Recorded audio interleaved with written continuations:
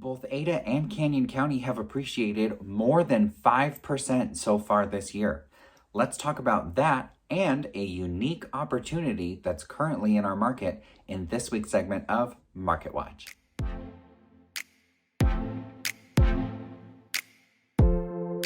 Hi everybody, Joshua Barks here, Associate Broker with Keller Williams Realty Boise and the Barks & Co. Real Estate team.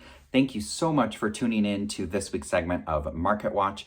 We are going to be talking about the market dynamics for both Ada County and Canyon County for March of this year, specifically comparing this year to last year. And this one is quite the doozy, and I know it's far too long for many of you, so I've broken it up into the chapters so you can skip to the specific section that's relevant to you. And then I want to give you some bullet points right now, just to give you an overview of what's going on if you don't care about the nitty-gritty details that I go into later. First off, both Ada County and Canyon County have appreciated by more than 5% so far this year. In fact, Ada County's average sales price is just under $450,000. Canyon County average sales price is just over $315,000. So prices are still on the rise. They actually have beaten my prediction so far. I was a little too conservative, I guess, with those predictions. The second thing I want to talk about is inventory being so far down from what we've seen this last year, but also in years past. So that's something that's crucial to know about when we're talking about low inventory. We really mean it. In fact, Ada County specifically, 200 and some odd homes in 6 cities. Canyon County, less than 100 homes in all of Canyon County as well. So out of the 2 counties, we only have 300 homes, and typically this time of year, we have, 500, 700 plus for both counties combined. Now, the third thing I want to talk about is right now we have a unique opportunity in our current market. Now, specifically for people that bought a home, perhaps their first home, in the last 3 to 5 years. Interest rates are going to rise. They went down slightly this week, and they're projected to continue to rise through the end of the year. So part of the opportunity, the window for that is closing. In the next 12 to 18 months, I believe that this opportunity that I'm talking about is going to be significantly diminished. For your first timers and people that are looking at upgrading their current home, now is a fantastic time to do so, because you can lock in your dream home or that upgraded home at that lower interest rate. Interest rates, while they have gone up, are still at significantly historical lows, just hovering barely over 3% for the 30-year fixed on a national average scale. So it's still a great time to borrow money for mortgages. And when you're looking at equity, the percentage of equity that you have on those first-time homes that are, I'd say, maybe under $400,000 that you bought in the last 3 to 5 years, maybe beyond. If you've owned it for longer, great, you have even more equity. But specifically those that have bought in the last 3 to 5 years, you have the potential to have doubled almost in value. Now, when we're looking at moving, I'm not saying everyone that bought a home in the last 3 to 5 years, specifically if it was your first home, you need to sell. No, that's not what I'm saying at all. What I'm saying is if you are outgrowing your current space and you now need that home office, or maybe your family's growing or something like that, or maybe you bought something and it just really wasn't your dream home, now is a fantastic time to go out and buy that dream home, buy that more space, get that home office, because the percentage of equity that you're going to have in order to put down on the other home, your payment for what your mortgage is now compared to what your payment will be on your purchase could be very similar. And the percentage of equity that you have compared to the people that are in the higher end part of the market is going to be much greater, because like I said, your home doubled in value compared to those who only gained, 100,000, 50,000 or whatever on their purchase. So what I'm saying is right now is a wonderful opportunity in order for you to upgrade and lock in at that low rate. The reason I say the window is closing, apart from interest rates, is interest rates again. People in those middle range, maybe the homes that you're looking at that you want to buy that are in, bigger and have more space and what have you. The interest rates, those people refied last year probably and locked in at a really low rate, 2%, 2.5%, 2.25%. Ridiculously low rates. So if they locked in at a really low rate, in a couple years, as prices appreciate and as rates go up, those people, unless they have a really good reason to move, are likely to stay put more than they have previously, just because of rates that happened last year. So what I'm saying is, if you're looking at those homes, you think inventory is tight right now, well, in a couple years, in that segment of the market, my prediction is that that is going to be tight as well, because we're going to have fewer people that are wanting to move. Because even if they have a house that's too big for them, downsizing is actually going to be more expensive than staying put. So again, like I said, the people that are going to move are only the people that really need to at that point in time. Okay, so that's the opportunity that I wanted to talk about. Let's get into the market dynamics. If you have any questions about that, it's a little complicated. So I've been having that conversation privately with folks, but I felt it was probably a good time to share with you guys too. So we'll dive into the market dynamics. Give me a call, send me an email. If you have any questions about that, I'm happy to clarify what I'm talking about. Market dynamics, here we are.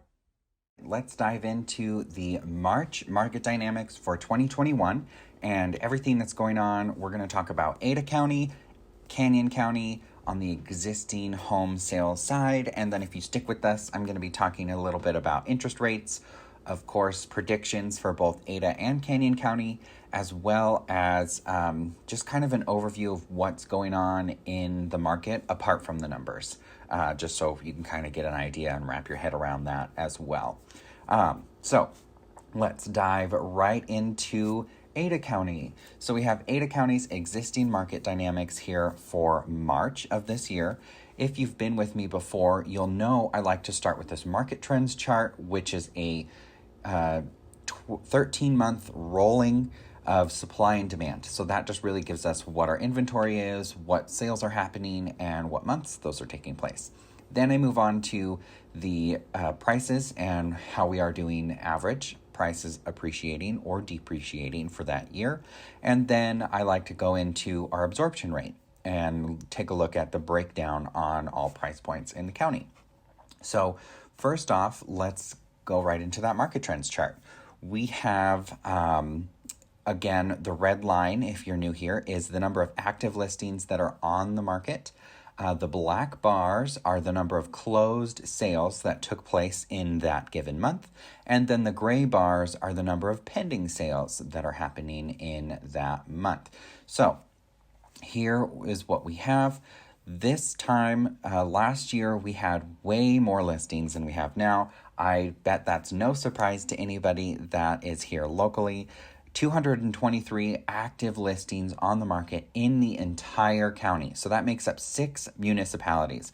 We have Boise, we have Meridian, we have Kuna, we have Star, we have Eagle, and we have Garden City. So out of all 6 of those cities, we only have 223 active listings on the market. This same time last year, we had 683 active listings on the market, which is down by 67%, basically, from this time last year. And if you go back, excluding this year, and you average what's happened over the last 5 years, we include last year's really low number, but we keep going. And average over 5 years, the number of active listings that we have this time in March is 574. Isn't that incredible? That means that, as you can see, we are cut in half, less than half of what we typically have over the 5-year average. And we've been complaining about inventory for years. But right now, this can show you that that's a really significant drop from 683 to 223 this year. Then when we dive into the number of pendings, we actually increased slightly. We have 588 that are pending, and 586 were pending this same time last year. So it's interesting to see that the number of pendings went up and the number of sales actually went down a little bit.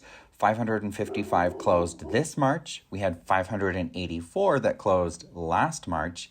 And if you were with us before, we had just under 400 active listings in February of 2020, which at the time we were saying was the lowest we had ever seen historically.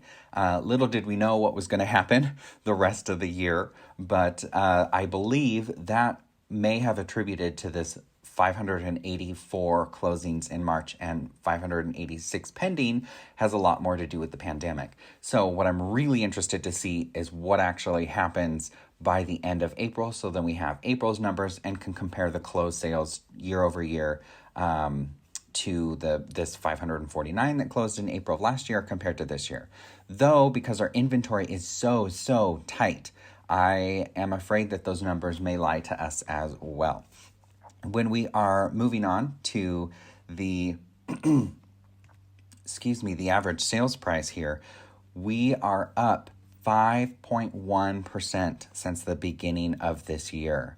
We appreciated almost 18% in 2020, with ending the year with a new average sales price of $427,452. And so far this year, we've come up that 5% to almost $450,000. Absolutely bonkers there. This same time last year, this will blow your mind. It blew mine. So this same time last year, from 2019 in 2020, so far in March, we had appreciated 2.8%. And the average sales price this same time last year was $373,000. That absolutely blows my mind. $373,000 to $450,000 in 1 year. Now, that's, again, an average for all of Ada County. When we're looking at the breakdown of different price points and everything there, we have very tight inventory, so no surprise to anybody, 0.3 month supply overall. And if you're new here for the month supply absorption rate, what we're talking about is if no new homes came on the market and demand stayed the same, how long would it take to sell out completely of any available homes? And as you can see, we have less than 1 month, all the way up to $800,000, and then barely over a month up to $1.5 million. And then finally, over $2 million, we have over 6 months supply.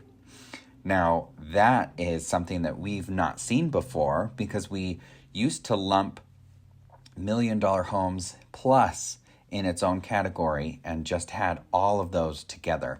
So it's incredible that we were now able to break those down and really see what's going on in that market. Economists say that month supply, if you're anything less than 4 months, it's considered a seller's market. Between 4 and 6 is considered balance, and beyond 6 months is considered a buyer's market.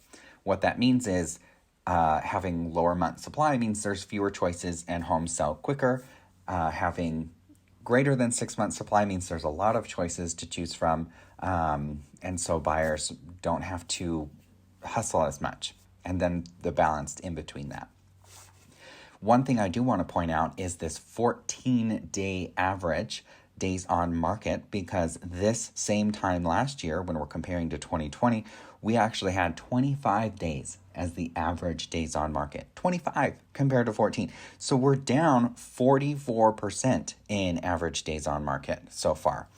Also incredible to look at is the average asking price. Everything active on the market, all of those 223 homes, the average asking price is $767. The average pending right now in the MLS is 543, and the average sold price, as you know, is that 550. So showing that prices are still likely going to be appreciating for quite some time. Now, I do want to go over some of my predictions and other information for Ada County specifically. And as I predicted on the price appreciation, I was actually a little too conservative, it appears, because I had said that we will likely appreciate 5 to 7% by the end of May, and here we are already breaking 5%. So I'm going to say that by the end of May, we are likely to see prices in the 8% range to 8%. It's going to be on the high end of that prediction. So that's what we're going to see for the end of May. So as we get into the summer months, and then end of the year, my previous prediction was 12 to 15% overall appreciation.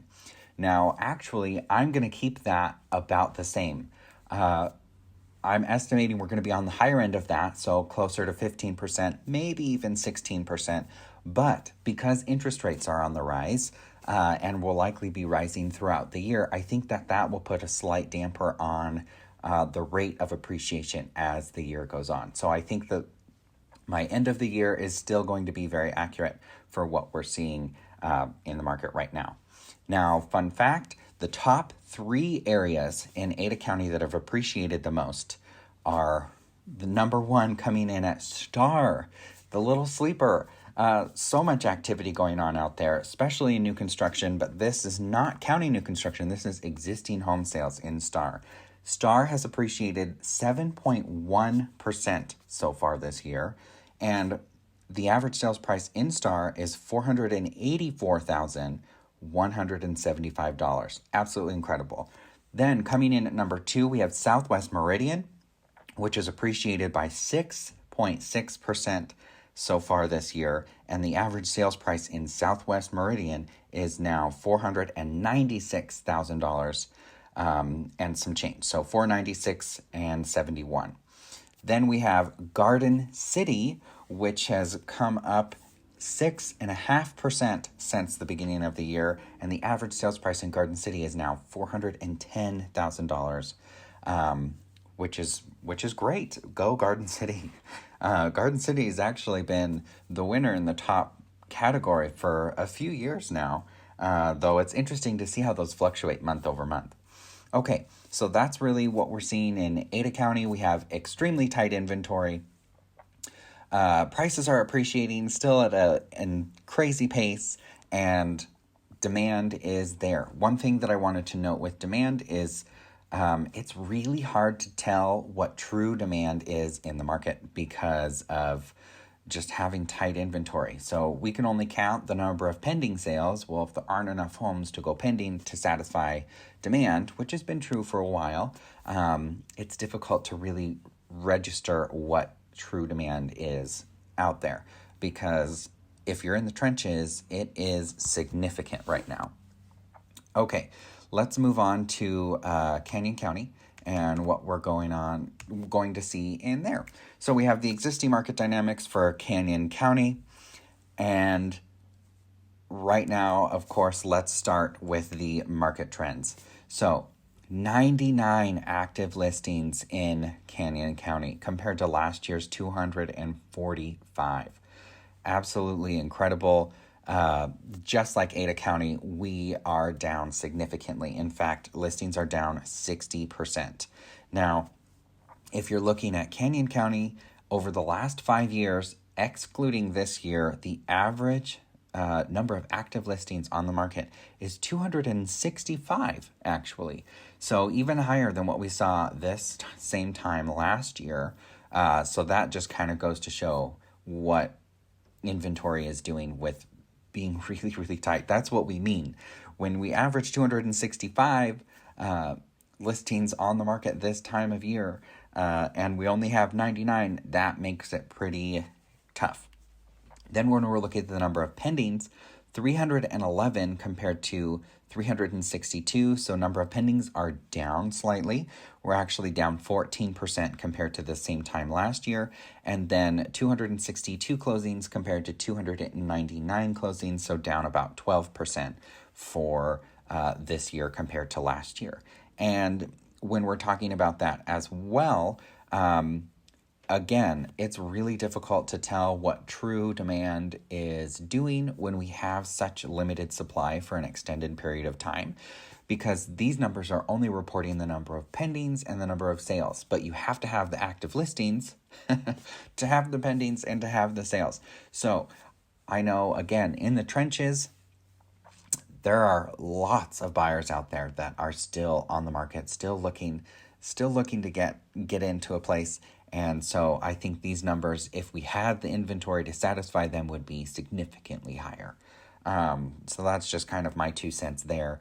When we're talking about the average sales price and appreciating, what we have is 5.6% so far this year. Last year, we ended the year with over 20% appreciation in Canyon County, with a new average sales price of $298,550. And this year so far, we're at an average sales price in Canyon County of $315 and some change.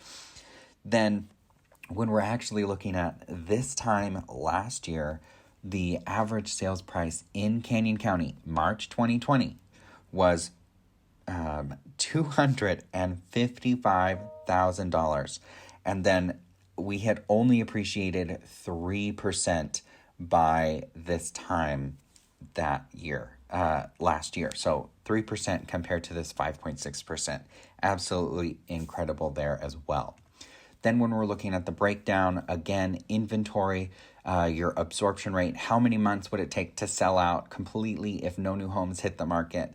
And we are less than a month's supply up to $400,000. And then after we get $500,000 threshold, we're again under a month until we hit $800,000, when we go up to 2.7, and then over $1 million is 9 months. So buyer's market in the $1 million plus market in Canyon County, seller's market, strong seller's market for everybody else under $1 million. Average days on market this year, we have 13 days on market for March. And last year, we had 24 days on market. So we're actually down 46% in the days on market compared to this same time last year. And when we're talking about my predictions, we'll go to the full screen so you can take a look at things here as you'd like. Predictions, the end of May, again, I assumed Canyon County would follow Ada County, not fall, and we'd see 5 to 7% by the end of May. Now I'm saying we're likely to see 8% again in Canyon County by the end of May, beginning of summer. And then my end of year was also that kind of 12 to 15% range prediction. Now I'm estimating that Canyon County is actually going to be 15% or more by the end of the year, based on these numbers and how aggressive they tend to be. Then when I jump into the top 3 areas of Canyon County and where they are on the map, Melba, coming in at number 1, has appreciated 14.3%. Yes, you heard me right. 14% so far this year, with an average sales price of $295,950. Now, that might be a little bit of a misnomer because Melba, the market is pretty small there, and there are only a few sales to register. So any sales above the previous sales price are going to jump that. But that's currently leading at number 1 with 14% in appreciation. Followed by that, we have Parma, which is up 10.9% so far this year, with an average sales price in Parma of $284,000. Coming in third, we have Greenleaf, which has appreciated 8% so far this year, and the average sales price in Greenleaf is $291, $297. So really incredible there. Canyon County still holding really, really strong. Very similar to what we're seeing in Ada County with supply and demand, just with in the trenches. The demand is there, even though on paper it doesn't look like it, since it's technically down year over year. Same with the number of sales. The sales would be there if we had the inventory to satisfy that. Okay, so now that I've covered the market dynamics, let's switch gears and talk about interest rates. They actually dropped slightly this week, because the 30-year fixed was 3.18 last year, or last week. Man, I went from year over year to now we're talking about week over week. 3.18 last week. Now we're at 3.13 this week. Though rates, as you can see, the 30-year fixed is this blue line, have been increasing at a very steady pace over the last several weeks when we saw our lowest ever back in January and then just steadily climbing. Now, I actually, as I've said before, anticipate rates to continue to be rising modestly throughout the year. We will almost definitely, though I don't have a crystal ball, especially when it comes to mortgage rates because I'm not a lender, rates are going to be under 4% by the end of the year. My guess would be rates are likely going to be around 3.5 by the end of the year, maybe up to 3.75, but I would guess 3.5-ish is what we're likely going to see for rates by the end of the year. Now, when we're talking about rates and how they affect your purchasing power, I did go over this in a previous video, but I didn't include the quarters. I just went from 2.5 to 3 to 3.5. And this time I wanted to give you 3, 3.25, and 3.5, just so you can see the difference, because rates aren't jumping by 0.5%, every week. It's usually 0.1% or so. So $400,000 max price. We have 3% gives you a $1,350 mortgage payment, 3.25, $1,400, and 3.5 were $1,440. So as you can see, rates jump 0.25%. Your mortgage payment goes up by about $50 for a $400,000 max price with 20% down. And that's principal and interest, so it doesn't include taxes, insurance, HOAs, stuff like that.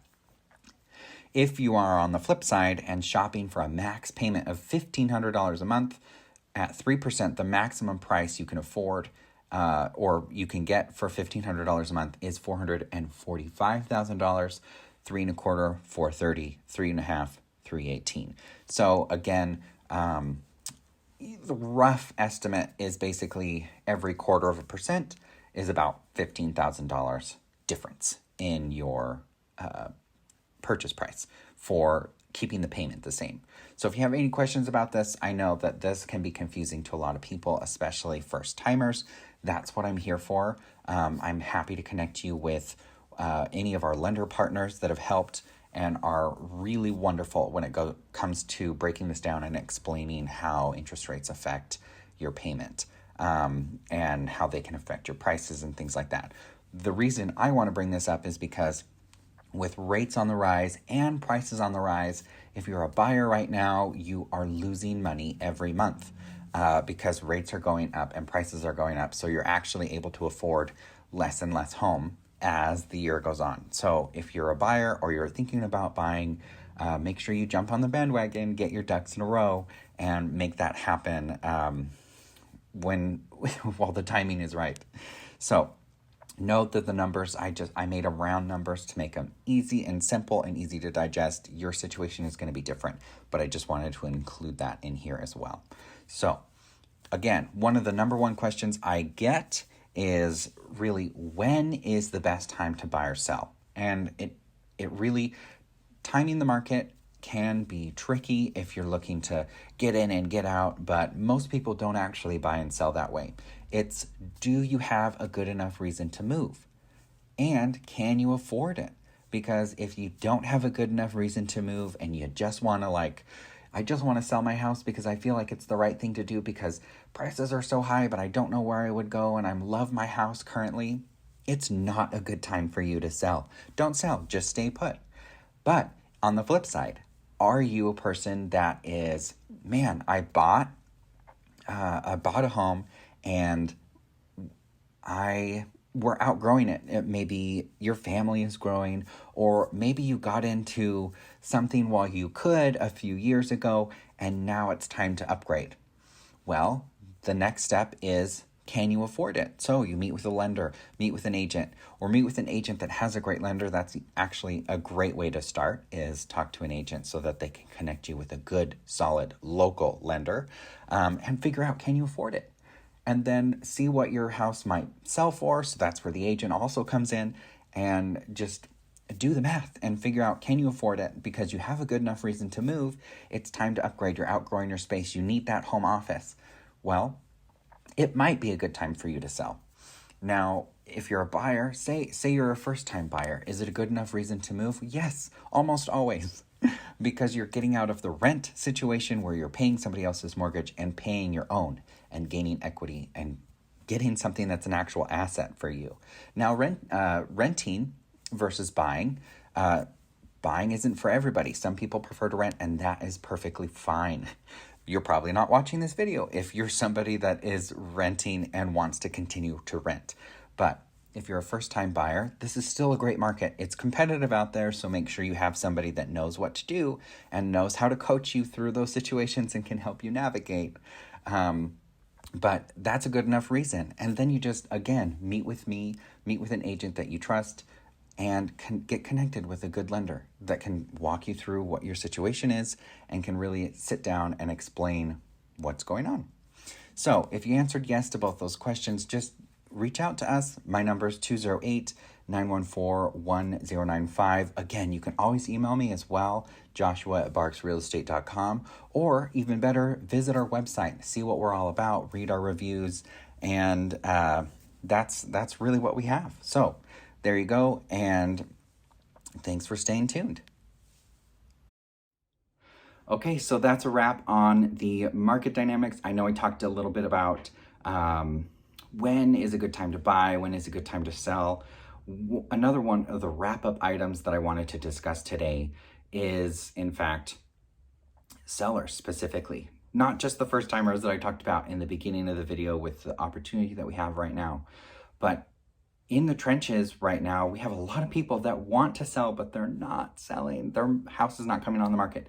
So we need to change the narrative with what's going on, because if you want to sell, you have all of the power in today's market. No one's going to force you to sell your house. And if you can't find something, you just decide not to sell anymore, or whatever it happens to be. But I want to let you know that you have options as a seller in today's market. None of my clients that are sellers have ever been homeless because the house sold out from under them, and you're not about to be the first. So if you're thinking about selling and you just don't know where you're going to go, let's meet. Let's talk about what your options are. You can always, there are different financing ways. There are ways we can talk about multiple offers. There are ways we can accept offers, specifically regarding where you're going to go next. So my number is 208-914-1095. Also, feel free to email me or check out my website for that. And wrapping up today, we covered a lot of information. So if you have any questions, just reach out. That's what I'm here for. I hope you found this informative. And we will see you next week for a much shorter video, because it'll just be our normal week over week numbers. All right, we'll see you then.